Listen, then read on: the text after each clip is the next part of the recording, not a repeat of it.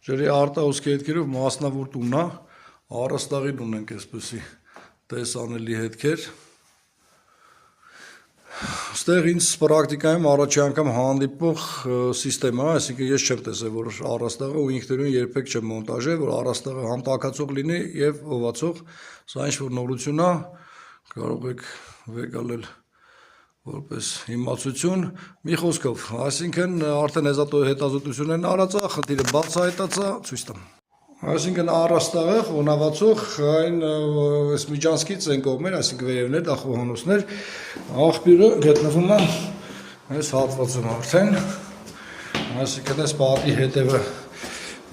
էլի sense խոնավացած հետքապատի հետևը լողախցիկն է, լողախցիկի մեջ էլի հայտնաբերել եմ միկրոճաքեր խիստ, էլի գիպսակարտոն է, էլի լավ չեն մշակել, էլի համատարած բազում են միկրոճաքերը, հիմնական ճաքերը տրապի այս պրոշներ ու այստեղ էր։ Այսինքն հիդրախցանով շատ արագ արտահոսքը ստացել ենք, արտահոսումը ինքը դեպի այստեղ, մոնոլիտով տարածական տանում է և այնտեղ, և այստեղ, և իջացնում ներքև։ Բայց ամեն դեպքում ունեմ կասկածներ, որ սա նաև կարող լինի, երբ որ չիլերն աշխատում է, այսինքն առաստաղը հովացման ռեժիմի վրա է, կարծում եմ, որ կարող լինի կոնդենսատի պատճառ նաև,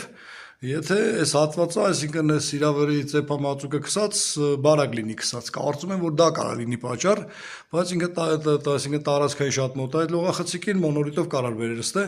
բետոնի միկրոճաքերով իջացնել ստեղ, այս պահին, այսինքն իր մեջ ջերմոտեսիլը ցածր ջերմաստիճանը չի ֆիքսում, քանի որ արդեն ջերուսման ռեժիմն է աշխատում, խոնավաչափով է կստուգեմ ու եթե կարիքը լինի, պատվիրատուն կկանչի նաև ամառը, որ հասկանամ կոնդենսատ ամեն դեպքում այդ խողովակներից լինում է առաստաղի մեջ թե ոչ։ Դե ինչ, առաստաղը խոնավաչափով անցնելով այս պահին, այսինքն այս բոլոր հետքերը արդեն լիովին չորացած են, չորացած չէր միայն այն միջանցքի լողախցիկի մասներ, որ խոնավել ու արտահոսներ ստացանք, ամեն դեպքում թերահավատություն ունեմ, որ ընդեղից ստեղ այգի հասե,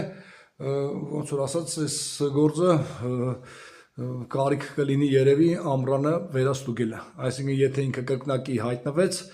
այդ դեպքում ամեն դեպքում կարող է այդ հովացման ժամանակ կոնդենսատի աղբյուր լինի, տեսնենք։